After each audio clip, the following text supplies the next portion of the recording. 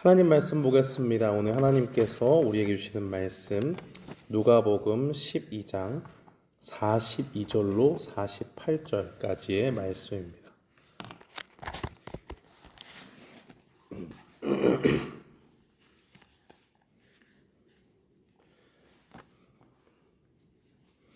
누가복음 12장 42절로 48절까지의 말씀,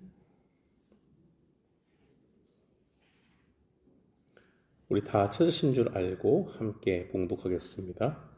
주께서 이르시되 지혜 있고 진실한 청지기가 되어 주인에게 그 집 종들을 맡아 때를 따라 양식을 나누어 줄 자가 누구냐? 주인이 이를 때에 그 종이 그렇게 하는 것을 보면 그 종은 복이 있으리로다. 내가 참으로 너희에게 이르노니 주인이 그 모든 소유를 그에게 맡기리라. 만일 그 종이 마음에 생각하기를 주인이 더디오리라 하여 남녀 종들을 때리고 먹고 마시고 취하게 되면 생각하지 않은 날 알지 못하는 시각에 그 종의 주인이 이르러 엄히 때리고 신실하지 아니한 자의 받는 벌에 처하리니 주인의 뜻을 알고도 준비하지 아니하고 그 때때로 행하지 아니한 종은 많이 맞을 것이요 알지 못하고 맞은 일을 행한 종은 적게 맞으리라. 무릇 많이 받은 자에게는 많이 요구할 것이요 많이 맡은 자에게는 많이 달라 할 것이니라. 아멘. 저는 본문 말씀 누가복음 12장 42절로 48절 말씀을 통해서 진실한 청지기라는 제목으로 주의 말씀을 선포하겠습니다. 이 땅을 사는 모든 사람들은 누구나 자신이 하나님처럼 되고 싶어하는 마음이 우리 속에 있습니다. 내가 하나님이 되고 싶어 한다는 말을 굳이 이렇게 꺼내지 않아도 그 속에 은연중에 가지고 있다는 말이죠. 그 말은 곧 하나님의 말씀에 순종하며 살기보다는 내 뜻대로 사는 것을 선호하고 내 마음대로 좀 살고 싶다 하는 것이 우리 인간에게 가지고 있는 마음이라는 것입니다. 하나님이 지으신 최초의 인간 아담과 하와는 언제나 하나님의 말씀을 따라 살아야 했지요. 그런데 에덴 동산에서 모든 것을 주신 하나님을 망각하고 결국 하나님의 말씀 대신에 그들을 유혹한 사탄의 음성에 귀를 기울였습니다. 하나님은 에덴 동산 중앙에 있는 선악과를 먹으면 반드시 죽는다 말씀하셨지만 사탄은 그 열매를 먹어도 죽지 않고 오히려 너희가 하나님처럼 된다 이렇게 꾀었습니다. 그때의 하와가 선악과를 보게 되었죠. 그 말을 듣고 보니까 제법 그럴싸합니다. 예쁘게 생겼고 너무 먹고 싶게 생겼어요. 그리고 저거 한번 진짜 딱 따서 입에 물면 하나님처럼 지혜롭게 되지 않을까라는 생각도 했습니다. 결국 하와는 하나님의 말씀에 순종하지 못하고 자신의 욕심에 이끌려서 선악과를 먹게 되었습니다. 그리고 그것을 아담에게도 주고 모든 인간이 하나님 앞에 죄를 범하는 순간을 맞닥뜨리게 됩니다. 순간 자신이 하나님이 되어서 하나님의 말씀보다 자신의 욕심을 앞세우게 된 결과입니다. 우리는 하와의 실패를 보면서 우리 자신을 돌아볼 수 있어야 합니다. 아니 그냥 창세기 피면 3장에 나오는 그 늘 들었던 그런 말씀 아담과 하와 스토리 이게 아니고 그 이야기를 보면서 우리 자신은 어떤가 하는 것을 반추해 봐야 된다는 것이죠. 아담과 하와가 하나님의 말씀을 들었던 것처럼 우리도 하나님의 말씀을 가까이 하며 지냅니다. 매일 공동체 성경 읽기 카톡으로도 맨날 보내고 또 화요일부터 토요일까지 우리 새벽 예배 말씀도 듣지요. 또 주일 예배 통해서 우리에게 말씀하시는 하나님의 음성 듣고 또 피곤한 몸을 이끌고 금요일 날 와서 하나님 앞에 예배 드리는 것 통해서 주님의 말씀을 어떻게든 가까이 하려고 하는 그런 성도님들의 중심을 볼 때마다 참 귀하다 여겨집니다. 그런데 하나님의 말씀을 자주 듣고 이미 알고 있으면서도 넘어졌던 아담과 하와를 보면서 그 아담과 하와를 유혹했던 사탄이 지금도 우리 자신을 넘어뜨리려고 우는 사자와 같이 기회를 엿본다는 사실을 우리는 너무도 자주 잊고 살아갑니다. 그런 경각심을 가지면서 우리가 가져야 할 모습은 순간순간 깨어서 언제나 마귀를 대적하면서 말씀으로 우리를 점검하지 않으면 금세 하와와 같이 넘어졌던 그런 죄악의 길로 우리가 갈 수밖에 없게 된다는 것입니다. 그렇다면 사탄의 방해가 계속되는 이 세상 가운데서 이 땅을 살아가는 주님의 제자들은 어떻게 살아가야 할까요? 우리가 주님을 따르는 제자라고 이야기한다면 우리는 지혜 있고 진실한 청지기가 되어야 합니다. 42절과 43절 말씀은 증거하기를 주께서 이르시되 지혜 있고 진실한 청지기가 되어 주인에게 그 집 종들을 맡아 때를 따라 양식을 나눠줄 자가 누구냐? 주인이 이를 때에 그 종이 그렇게 하는 것을 보면 그 종은 복이 있으리로다 라고 그렇게 말씀하십니다. 예수님이 말씀하시던 당시에는 청지기가 있었습니다. 청지기는 주인을 대신해서 주인의 소유를 책임지는 사람입니다. 그 집안의 대소사를 다 전반적으로 관리하는 매니저 같은 사람이죠. 주인은 청지기에게 일을 맡겼습니다. 주인의 다른 종들을 관리하게 하는 것이죠. 뿐만 아니라 다른 종들에게 먹을 양식을 때에 따라 이렇게 분배하도록 하는 임무를 주었습니다. 청지기가 할 일은 간단합니다. 임무를 부여받았으면 그 일을 그대로 수행하는 일입니다. 예수님께서는 어떤 종이 복이 있다고, 어떤 청지기가 복이 있다고 말씀하셨을까요? 주인이 이를 때에 그 종이 그렇게 하는 것을 보면 그 종은 복이 있으리로다. 여기서 그렇게 하는 것이라는 말은 주인의 명령대로 다른 종들에게 때를 따라 양식을 나눠주는 일입니다. 41절에 보면 예수님의 제자 중 베드로가 예수님께 질문을 하죠. 주님, 이 비유를 우리에게 말씀하시는 겁니까? 아니면 이 모든 사람에게 하시는 말씀입니까? 여기서 이 비유라는 것은 우리가 읽은 이 본문 말고 본문 앞에 있는 비유를 얘기합니다. 예수님은 계속해서 이 마지막 때에 경종을 울리시기를 원하면서 메시지를 주시는데 그 청중이 때로는 무리이기도 하고 때로는 제자이기도 했습니다. 그래서 이 대상에게 말씀하시기도 하고 무리에게도 말씀하시고 제자들에게도 말씀하시니까 베드로는 도대체 누구에게 하는 말인가 하는 것을 명확하게 하고 싶었습니다. 우리는 오늘 읽은 본문 앞서 주신 비유를 살펴보면 주인이 혼인집에서 돌아와서 문을 두드리게 될 때에 그것이 언제든 너희는 그 문을 열어줄 수 있는 준비된 종이 되라는 비유의 말씀을 하셨습니다. 주님이 이 땅에 언제 다시 오실지 모르지만 주님이 오실 것을 깨어 준비하는 종, 그것이 바로 너희여야 한다라는 것을 예수님은 말씀하시는 것이죠.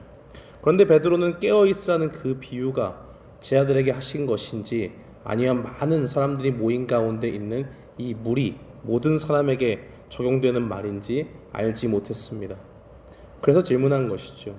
그때 예수님은 명확하게 말씀 안 하시는 것처럼 보입니다. 그 비유는 무리의 것이다. 아니다. 제자들 너희가 들으라고 베푼 것이다 라고 대답하지 않으십니다. 대신에 본문의 비유를 추가적으로 말씀하셔서 하나님의 말씀을 맡은 청지기로 부름받은 제자들에게 말씀하고 있습니다. 다른 사람들은 다 깨어서 기다리는 종이 되라고 얘기했는데 너희라고 예외가 있겠느냐라고 말씀하시는 거죠. 앞에서 말한 비유는 모든 사람에게 적용되는 것이지만 지금 이제 베풀 오늘 본문의 말씀은 제자들에게 하시는 말씀입니다. 예수님이 복이 있다 하시는 청지기는 어떤 사람일까요?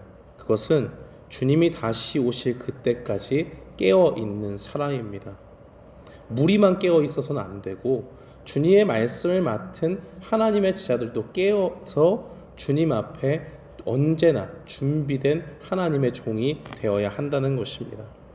이 세상에서 깨어 있다라고 하는 것은 로마서 13장 14절 말씀에 보면 오직 주 예수 그리스도를 옷 입고 정욕을 위하여 육신을 도모하지 않는 것이다 라고 그렇게 기록하고 있습니다. 정욕을 위해서 육신의 일을 도모하지 않는다고 하는 것은 기본적으로 인간의 본성을 거스르는 말입니다.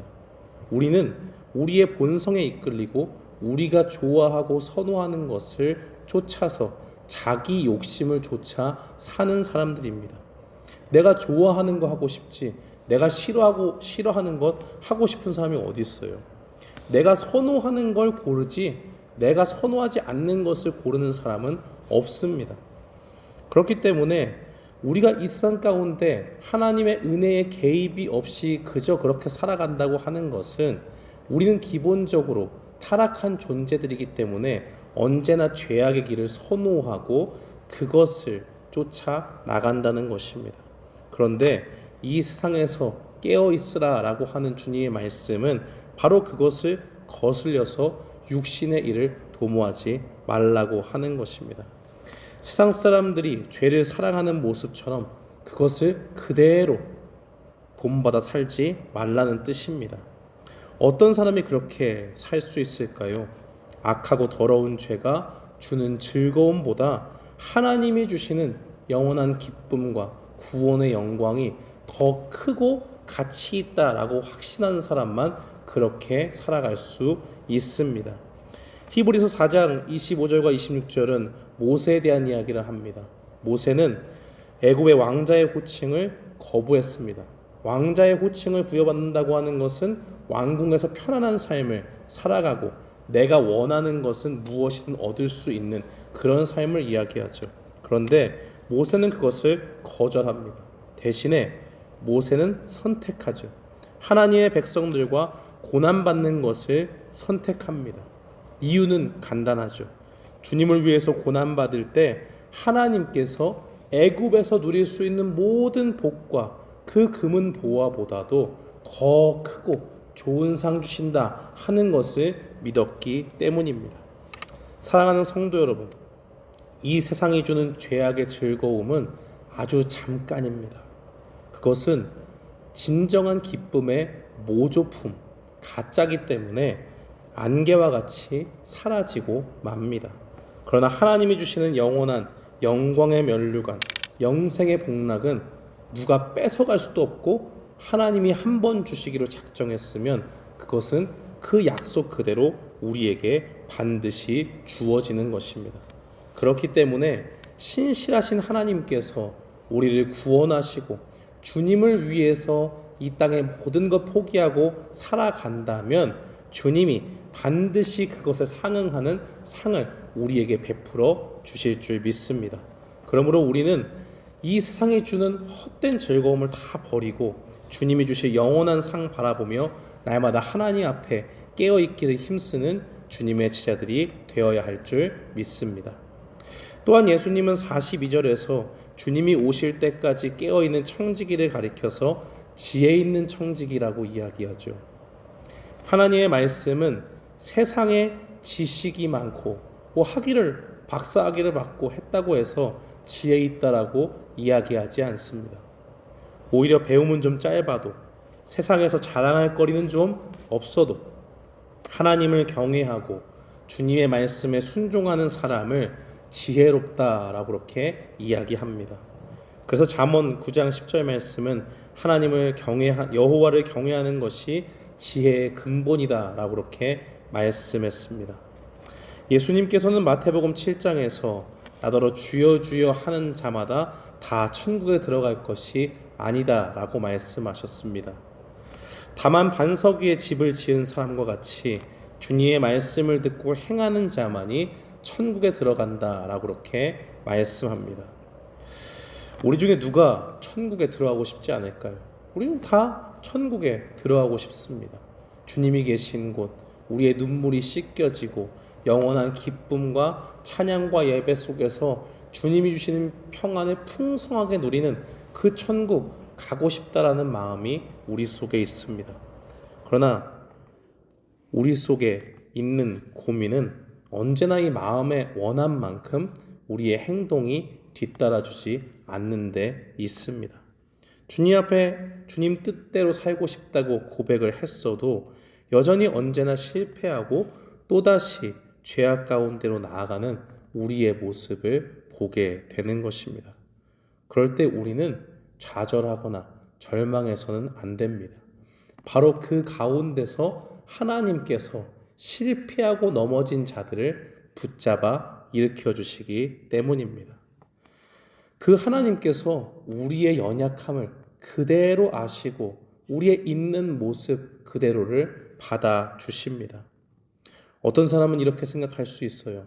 어차피 죄를 이겨보려고 했는데 싸워도 안 되니까 그냥 살고 적당히 회개하면서 살자.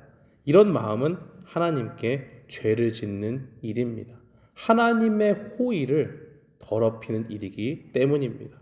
그러나 주님, 내가 오늘도 주님 앞에 정말 지혜로운 청지기처럼 주님 말씀에 순종하는 사람이 되기를 원합니다 하면서 연약하지만 하나님 앞에서 정말 아둥바둥 죄와 싸우며 결단하며 나아갈 때 하나님은 그 모습을 기뻐하십니다.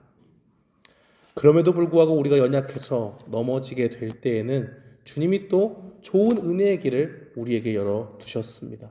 넘어질 때 좌절하지 말고 다시 모든 죄를 용서해 주시는 70번씩 7번이라도 끊임없이 회개하면 용서해 주시는 주님께 나와서 죄를 용서받고 다시 일어나 걸으라고 하시는 주님의 음성이 우리에게 주어지게 되는 겁니다. 주님은 우리를 일으키시고 또한 말씀으로 다시 붙잡아서 우리에게 힘과 능력을 부어주시는 분이십니다. 그래서 마침내 주님이 오실 그때에 순종의 길에서 나의 나 된 것은 내가 잘해서 된 것이 아니라 오직 주님의 은혜였습니다 라고 고백하는 지혜로운 청지기가 되게 하십니다. 또한 예수님께서는 마지막 날 깨어있는 청지기를 가리켜서 진실한 청지기라고 말씀하셨죠. 여기서 진실하다는 것은 하나님께 충성하는 사람을 말합니다. 하나님께 충성하는 사람은 어떤 사람일까요? 박쥐처럼 여기 붙었다 저기 붙었다 하지 않는 사람을 이야기합니다. 두 군데에 발을 담그지 않는 사람입니다. 어떤 사람은 세상에 한 발, 교회에 한 발 그렇게 담그며 살아갑니다. 그래서 세상에서는 교회랑은 상관없는 것처럼 하나님과는 상관없는 것처럼 그렇게 살아가기도 하고 또 교회에서는 세상을 완전히 등진 것처럼 그렇게 사람들 앞에 행동하곤 합니다. 예수님 당시에 그랬던 사람들이 바로 바리새인들이죠.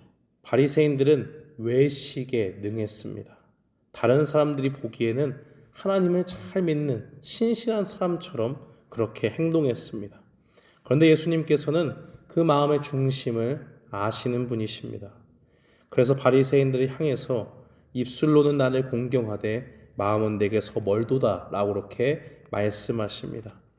그들은 밥을 먹기 전에 손을 씻는 정결 예법은 열심히 지켰어요. 그러니까 율법을 철저하게 지키는 하나님의 사람처럼 보이죠. 그러나 정작 하나님 앞에 자신을 대면하고 자기 속에 있는 악한 마음들은 회개하지 않았습니다.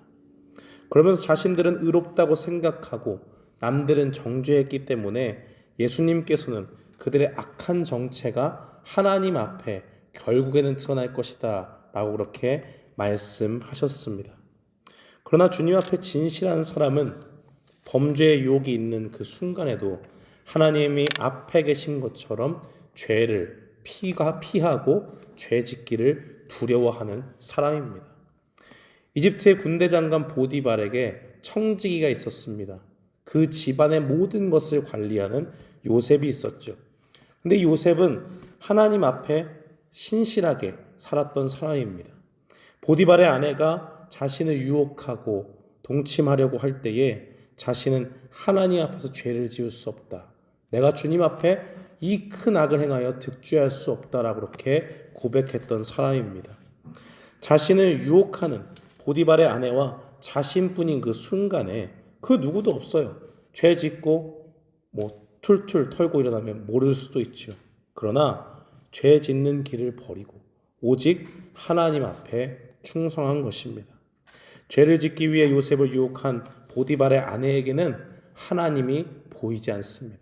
그러나 요셉은 언제나 그 마음이 감옥에 있건 형들의 미움을 받아서 그 물구덩이에 빠져 있건 노예로 팔려가건 또 억울한 옥살이를 하는 그 과정 가운데서도 언제나 그 마음이 하나님 앞에 충성하는 마음을 가지고 있었기 때문에 그의 시선과 마음이 보이지 않는 하나님이 있다고 할지라도 그는 실제로 보고 실제로 내 앞에 하나님이 살아계시다 하는 것을 고백한 것입니다.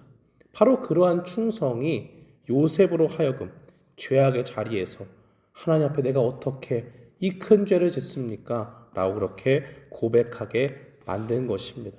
사랑하는 성도 여러분, 주님 앞에 진실한 청지기는 사람 앞에서만 하나님을 섬기는 척하지 않습니다. 언제나 내 앞에 하나님이 계시다 라고 하는 믿음, 코람데오의 신앙, 하나님 앞에서 라는 그 믿음을 고백하면서 언제나 신실하신 주님을 바라보면서 주님께 충성하는 사람입니다. 반대로 악한 청지기의 모습은 어떨까요? 45절 말씀해 보니까 주인이 맡겨준 일을 악한 청지기는 생각하지 않습니다. 만일 그 종이 마음에 생각하기를 주인이 더디 오리라 하여 남녀 종들을 때리며 먹고 마시고 취하게 되면 악한 청지기는 잘 관리해야 하는 다른 종들을 때립니다. 다른 종들을 돌봐야 하는 대상으로 보지 않고 폭력의 대상으로 삼은 것입니다. 악한 청지기는 주인이 없는 순간에 마치 자기가 이제 더 이상 종이 아닌 것처럼 행세합니다. 그래서 원래 섬기던 주인의 명령은 잊고서 자신이 주인처럼 군림하고 있는 것입니다. 바로 그것이 자기 자신이 하나님처럼 되고 싶어하는 모습인 것이죠. 당시에 종의 목숨줄을 쥐고 있었던 것은 주인입니다. 그런데 주인도 아니면서 청지기도 일종의 종이거든요. 청지기가 다른 종을 때린다고 하는 것은 자신이 주인 행세를 하는 것과 마찬가지인 것입니다. 뿐만 아니라 악한 청지기는 다른 종들의 음식을 챙겨주기는커녕 오히려 자신이 주인이라도 된 듯이 먹고 마시며 취하는 모습을 보게 됩니다. 청지기에게 그 집안의 식량을 주인이 맡긴 이유는 분명하죠. 다른 종들을 잘 보살피라는 뜻에서 한 것입니다. 그런데 청지기 마음대로 그것을 마치 제 것인 양 배불리 먹고 자기의 즐거움을 채우기 위해서 술에 취하며 즐겁게 그것을 사용하는 것은 주인의 뜻이 아닙니다.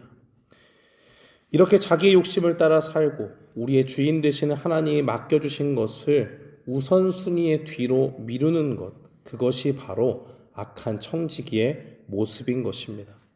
또한 악한 청지기의 모습은 자기 멋대로 주인이 더디 올 것이라고 가정하는 데서 찾을 수 있습니다. 주인은 떠날 때 임무를 주었고 언제 돌아오겠다는 말은 하지 않았습니다. 그러니까 맡겼다가 일주일 뒤에 올 수도 있고 3일 안에 올 수도 있고 언제 올지는 알 수가 없는 것이죠. 주인이 언제 올지 모르는 상황 가운데서 자기 멋대로 주인이 오지 않을 것이다, 나중에 올 것이다 라고 가정하는 것은 큰 잘못입니다. 그와는 반대로 진실한 청지기는 어떠한 모습으로 나아갈까요? 주인이 늦게 올 것이라고 함부로 가정하지 않습니다. 오히려 주인이 언제 올지 모른다라고 경각심을 가지고 살아갑니다. 그 말은 바꿔서 말하면 내가 생각을 하든 생각을 못하든 어느 때에 주인이 오든 그것을 대비하고 나아가야 하는 것이 바로 나의 소임이다 라고 하는 것을 충성되이 고백한다는 것입니다. 그러다 주인이 오시면 어떻게 될까요? 진실한 청지기에는 주인이 그 모든 소유를 내어 맡깁니다. 우리 주님이 가지고 있던 그 부요함과 영광과 모든 즐거움, 평안과 기쁨을 다 공유하면서 우리도 기쁨 가운데 천국으로 들어가는 것이죠. 그러나 악한 청지기에게는 주인의 벌이 기다리고 있을 뿐입니다. 사랑하는 성도 여러분, 오늘 이 말씀을 통해서 우리가 사순절에 우리 자신을 돌아보기를 원합니다. 우리가 하나님의 말씀을 청종하는 지혜롭고 진실한 청지기로 살기를 원합니다. 우리의 주인 되신 주님, 언제라도 오시옵소서. 내가 깨어서 주님 앞에 겸비하고 기다리겠습니다. 주님 말씀에 순종하고 주님이 언제나 내 앞에 계신 것처럼 충성하는 하나님의 청지기로 주님 오늘부터 또 살고 내일도 또 앞으로 영원히 그렇게 나의 삶을 드리겠습니다 하는 것이 바로 우리의 고백이 되어야 될 줄 믿습니다. 오늘 이 말씀을 기억하면서 주님 앞에 지혜롭고 진실한 청지기로 우리의 삶을 온전히 내어드리는 우리 모두가 되기를 주님의 이름으로 축원합니다. 아멘.